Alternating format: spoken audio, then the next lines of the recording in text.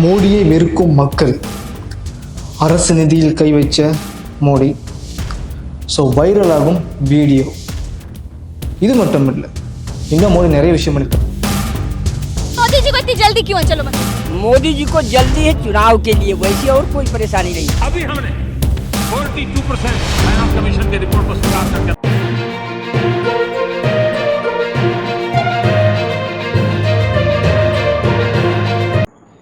King pros, எங்களிடம் சிறந்த முறையில் மிக்சிகளை செய்து தரப்படும், வாடிக்கையாளர்களின் தரமான விலையில் மிக்சிகளை விற்கப்படும், எங்களிடம் ஆர்டர்களின் பேரில் மிக்சி செய்யப்படும், எங்களை தொடர்பு கொள்ள நீங்கள் விரும்பினால் வீடியோவில் தெரியும் எண்ணை தொடர்பு கொள்ளவும். நன்றி. இந்த சேனல் மக்களுக்காக செயல்படுகிறது என்று நீங்கள் நம்பினால், வாய்ப்பிருந்தால் எங்களுக்கு முடிந்த உதவியை செய்யுங்கள். வணக்கம். மோடியை வெறுக்கும் மக்கள், அரசு நிதியில் கை வச்ச மோடி.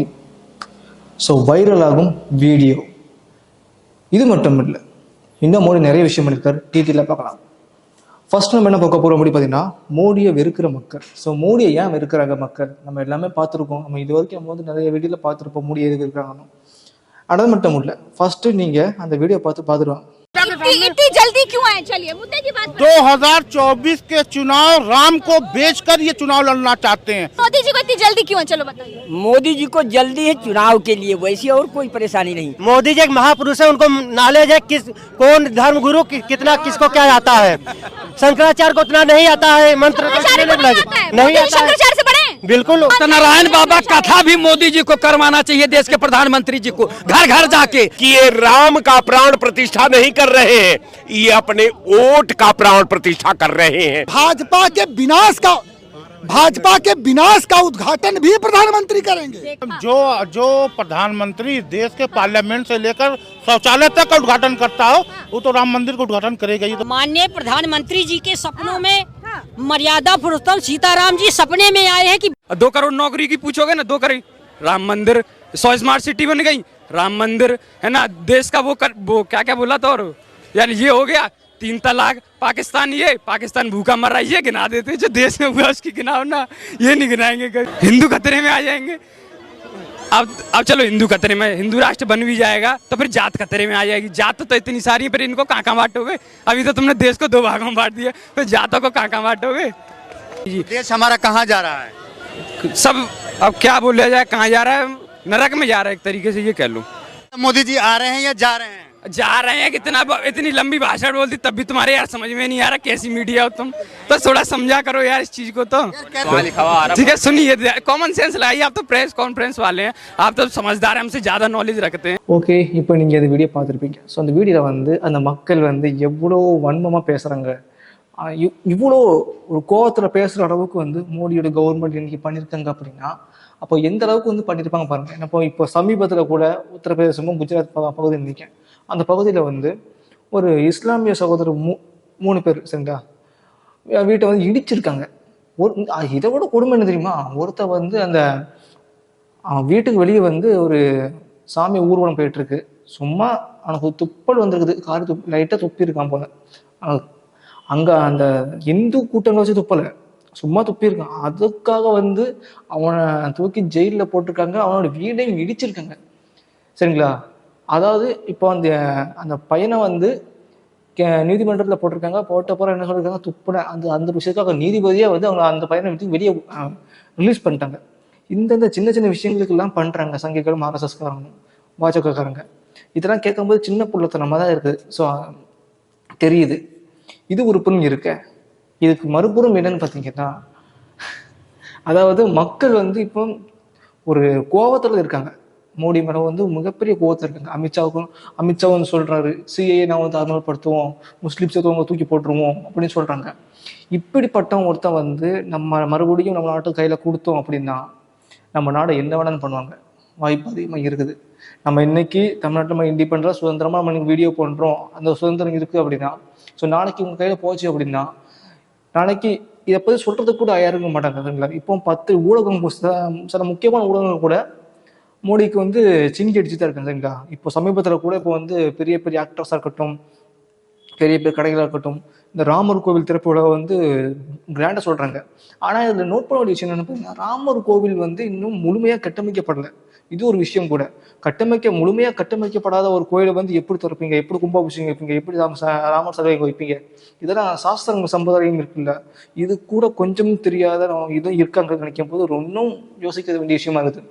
அதுதான் அந்த சாமியார்களே சொல்லியிருக்காங்க, இதில் வந்து நான் வரமாட்டேன், எதுவுமே கம்ப்ளீட் ஆகாத ஒரு இடத்துக்கு நான் வந்து எப்படி பண்ண முடியும், கண்ணும் சரியில்லை, தலை சரியில்லை அப்படின்னு சொல்றாங்க. அதாவது அவங்க வந்து அந்த கோவில் சொல்றாங்க, அந்த கோவிலோட சக்தி சொல்றாங்க, அதை வந்து சரியா இன்னும் கம்ப்ளீட் ஆகல, முழுமையடையாத ஒரு விஷயத்தை வந்து எப்படி திறக்க முடியும், இதை வந்து அவங்களே சொல்லியிருக்காங்க சரிங்களா. அதனாலதான் சொல்றேன், இப்போ இது வந்து இங்க அவசர அவசரமா பண்றதுக்கு காரணம் என்ன? வாக்கு வங்கி சேகரிக்கிறது. இதை வச்சு பாராளுமன்ற எலெக்ஷன்ல வந்து மக்கள்கிட்ட வாக்கு கேட்பவங்கள நாங்கள் வந்து ராமர் கோவிலை திறந்துட்டோம் அப்படின்னு சொல்றாங்க. அதுக்காக தான் இது இந்த விஷயமும் கூட சரிங்களா. அது மட்டும் இல்லை, இப்போ முக்கியமான விஷயத்துக்கு வரேன். அதாவது சிஏஜி அப்படின்னு சொல்லப்படுற ஒரு ரிப்போர்ட் சரிங்களா. இதுல வந்து ஃபர்ஸ்ட் நீங்க இந்த வீடியோ வச்சு பார்த்துருவாங்க. The union government will present its final and an interim budget on February 1st. A budget just before elections can be even more important than the usual ones. Governments tend to remember people a little more before elections. And the union government taxes and spending can alter all our economic lives. The media will go crazy for 2 or 3 days over the budget. There is a predictability to what they say. Either it's just brilliant, or at worst it's balanced. They won't tell you the whole truth, that the government has been fudging its numbers. I know, you will say journalists always tend to find something to carp about the government. But this time around, it's not us revealing the truth. It is a serving top-ranked government official. And in this government, that's quite rare. We tracked this top official speaking candidly, speaking the truth, at a seminar that very few knew about. And those who did know kept quiet about it. He said the budget is covered in layers and layers of attempts to cover the truth. In fact, he claimed that if the union government accounts are made transparent, a Hindenburg will open them up. He was referring to the US-based market activist group which accused Adani Group of stock market manipulation and accounting fraud. The government official was hinting that India's public accounts can face similar allegations. Well, who is this official? Meet BVR Subramaniam, CEO of premier government think tank Niti Aayog, a seasoned bureaucrat with a 4-decade-long career. Subramaniam has even served as a top official in the Prime Minister's office, both under PM Manmohan Singh and PM Modi. His words, as you can guess, carry weight.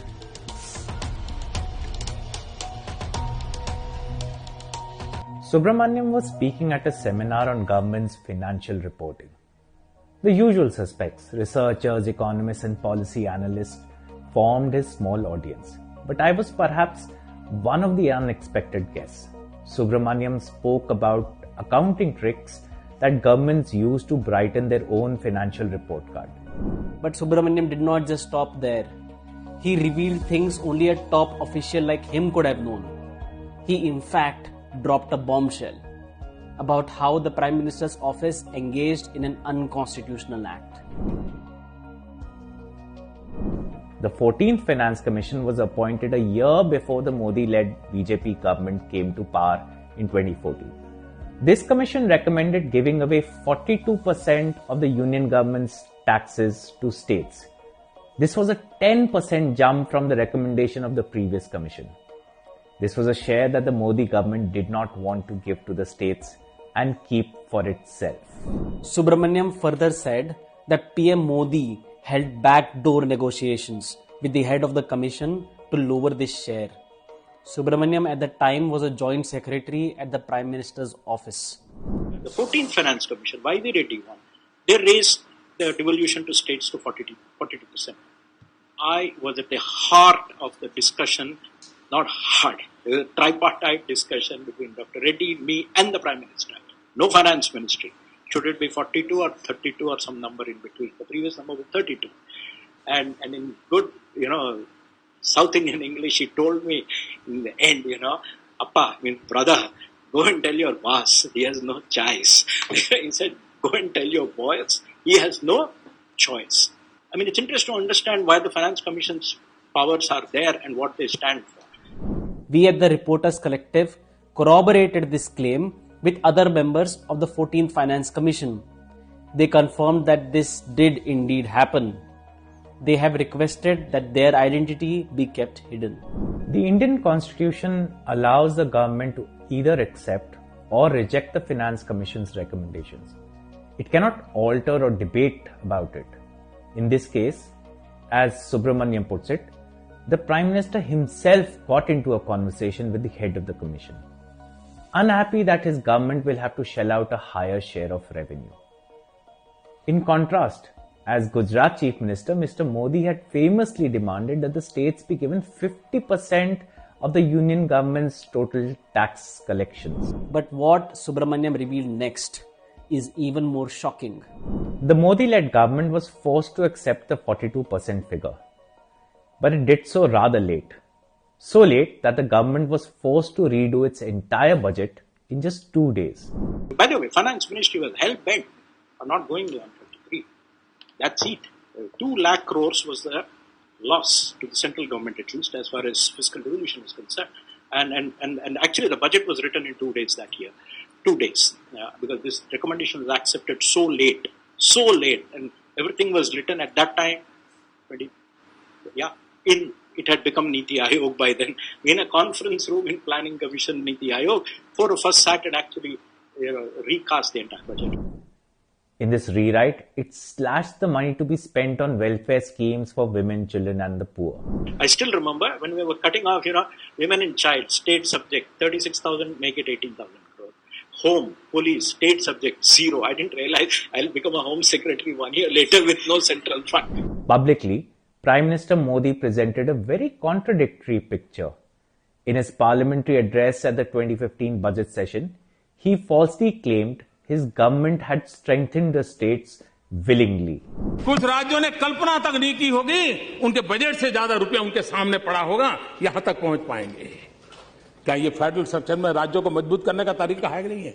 अभी हमने 42% finance commission की report को स्वीकार करके हम दे रहे हैं, जबकि फाइनेंस कमीशन एक मत नहीं है. फाइनेंस कमीशन के मेंबर के अंदर भी डिस्प्यूट है. हम उसका फायदा उठा सकते थे, हम नहीं उठाना चाहते, क्योंकि हमारा तत्वतः हमारा कमिटमेंट है कि राज्य समृद्ध होने चाहिए, राज्य मजबूत होने चाहिए. 42% देना,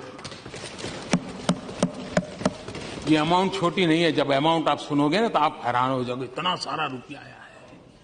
कुछ राज्यों के पास तो तिजोरी की साइज नहीं है इतने रुपये रखने. Subramaniam also spoke of federal policies like the GST that are choking states of revenue. Research papers have shown how states' ability to raise tax revenue has declined since GST came into the picture.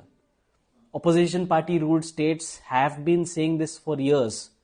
Subramaniam now confirmed their allegations. I mean, this is something. States are getting increasingly choked for revenue. And post GST, their avenues for raising, funds independent of, some third party is also not there. Because of which, and I think GST, while it's a success, revenues have been buoyant. I think it has probably pushed states now more to the other side in terms of being cautious in subscribing to any such arrangement. A lot of this might seem like quibbles over numbers. They seem distant from our lives. But remember, these numbers decide the quality of our life. From school fees to the price of potatoes. The fact that the central government is tinkering with these numbers and squeezing state governments in a political game is worrying. Okay, இப்போ நீங்க இந்த video பார்த்துருப்பீங்க சரிங்களா? So இந்த வீடியோல வந்து நம்மளோட மோடி வந்து 2016 பிரதமராக இருக்கும்போது மாநிலங்களுக்கு ஒதுக்கப்பட்ட நிதியை கணிசமாக குறைக்கிறதுக்கு சில விஷயங்கள் பண்ணியிருக்காங்க சரிங்களா? ஒதுக்கப்பட்ட அந்த நிதியை கணிசமாக குறைக்கிறதுக்காக சில வேலைகள் பார்த்துருக்காரு. இதை நிதி ஆணையத்தில் இந்த கதவுகள் பின்னால் பேச்சுவார்த்தை நடந்திருக்குது சரிங்களா? இது மட்டும் இல்லை, நிதி ஆயோக் அப்படின்னு சொல்லப்பட்ட ஒரு ஸ்கீம் இருக்குல்ல, இதை உறுதியான நிலைப்பாடு மோடி அரசு தனது முதல் முழு பட்ஜெட்ல 48 மணி நேரத்துல அவசரமா மறுசீரமைக்கப்பட்டிருக்காங்க அப்படின்னு சொல்லப்பட்டது. அதாவது மத்திய அரசுல மத்திய அரசுல போடுறாங்க அந்த டேக்ஸ் இருக்குல்ல, அந்த டேக்ஸ்ல வந்து பெரும் பகுதியை வந்து தக்க வைத்துக் கொள்ளும் அனுமானம் வெளியேற்றதால் நலத்திட்டம் முழுவதும் நிதியை குறைக்கிறது அப்படின்னு சொல்லப்படுது. பார்த்தீங்களா, மோடி என்னென்ன விஷயங்கள்லாம் பண்ணியிருக்காரு. நம்மகிட்ட ஒரு முகமும் ஆனால் டார்க்காக ஒரு முகமும் வச்சுருக்காங்க. இதை நினச்சி பார்க்கும்போது தெரியுது இல்லை. சாரி, நான் வந்து கேமரா ரோல் பண்ணிட்டுருக்கேன். ஸோ அதனால வந்து சைடில் பார்க்க செஞ்சேன், மன்னிக்கும். ஸோ இந்திய அரசியலமைப்பு சட்டத்தின்படி பொருளாதார வல்லுநர்களும் மற்றும் பொது நிதி வல்லுநர்களும் அவங்க சொல்கிறாங்கன்னா கொண்ட ஒரு கூட்டம் இருக்குது. ஒரு சுதந்திரமான நிதிக்குழுக்கு வந்து செஸ் அல்லது அதிக கட்டணம் என்று முத்திரை குத்துவதை தவிர்த்துருது. அதன் வரி வசூலில் இருந்து மாநிலங்களும் மத்திய அரசு எவ்வளவு சதவீதம் பணத்தை பகிர்ந்து கொள்ள வேண்டும் என தீர்மானிக்கப்படுது. சரிங்களா? அதாவது என்ன சொல்றாங்கன்னா, அதாவது இப்போ வந்து இந்திய அரசு சட்டத்தின்படி பொருளாதார வல்லுநர்கள் இவங்கெல்லாம் வந்து ஒரு கூட்டம் வந்து ஆர்கனைஸ் பண்றாங்க. அது மூலமா வந்து செஸ் அப்படின்னு சொல்லப்படுற ஒரு விஷயம் இருக்குது. இதனால என்ன பண்றாங்க அப்படின்னா, அதாவது அதிகபட்ச கட்டணம் சில முத்திரைலாம் குத்துவாங்களாம், அப்படி சில ஸ்கீம்ஸும் உண்டு இருக்குது. ஆனால் அதை வந்து இப்போ எந்தெந்த மாநிலங்கள் எவ்வளோ பைசா கொடுக்கணும்னு தீர்மானிக்கப்படுது. சரிங்களா?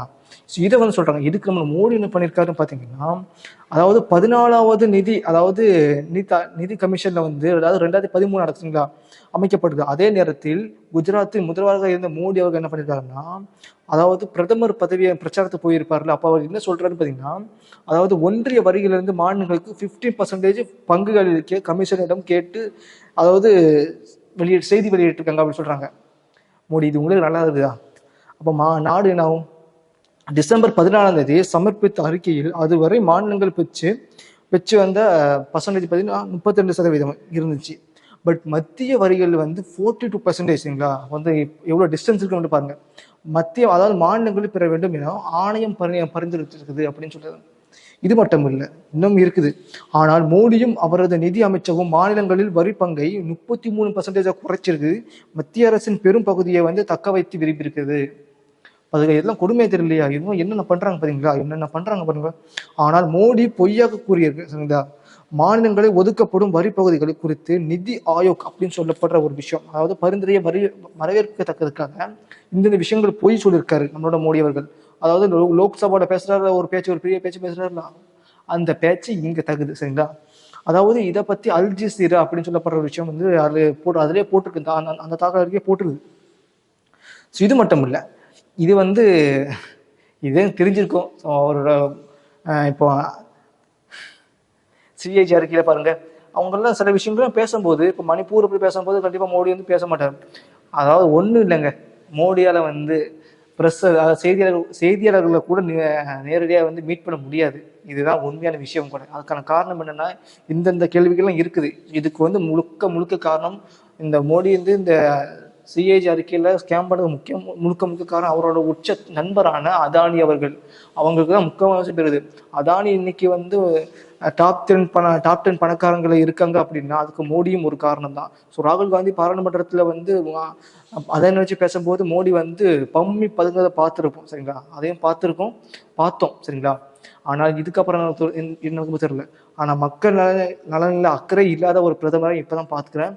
இதுக்கு முன்னால் இருந்த பிரதமர் மன்மோகன் சிங் வரைக்கும் நல்ல பிரதமர் தான். சரிங்களா? பட் ஒரு கெட்ட பெயரை எடுத்து போகிற பிரதமர் நம்மளோட மோடி அவர்கள் தான். சரிங்களா? ஸோ இது கண்டிப்பாக நிறைய பேருக்கு வந்து இது வந்து பிடிக்குமே தெரியல. But as a honourable prime minister, சரிங்களா, அவங்கள வந்து மரியாதை கொடுத்து ஆகணும். அது என்னோட கடமை அஸ் இந்திய குடிமகன். சரிங்களா? பட் அவர் பிரதமர் அப்படின்னு சொல்லப்படுற சீட்டில் இறங்கின பிறகு கண்டிப்பாக வந்து அவங்க மேலே சட்டம் பாய வாய்ப்பு அதிகமாக இருக்குது, வாய்ப்பு இருக்குது. சரிங்களா? ஸோ இந்த வீடியோ பிடிச்சா லைக் பண்ணுங்க. உங்களோட கருத்துக்கள் கமெண்ட்ஸ் ஏதாவது இருந்துச்சு மறக்காம கமெண்ட் பாக்ஸில் மென்ஷன் பண்ணுங்க. நான் அதான் தப்பாக தான் சொல்லியிருந்தேன்னா அதையும் நீங்கள் வந்து கமெண்ட் பாக்ஸில் மென்ஷன் பண்ணலாம், நான் தெரிஞ்சு பார்த்துப்பேன். உங்கள் ஃப்ரெண்ட்ஸுக்கு மறக்காம நம்மளோட சேனல் நீங்கள் வந்து ஷேர் பண்ணி விடுங்க. பெருசாகும் நம்மளோட சேனல். சரிங்களா? இன்னும் பெருசாகணும். கண்டிப்பாக ஒரு மிகப்பெரிய சேனலாக மாறணும் ஆசை இருக்குது. சரி, மீண்டும் மீட் பண்ண. நன்றி, வணக்கம்.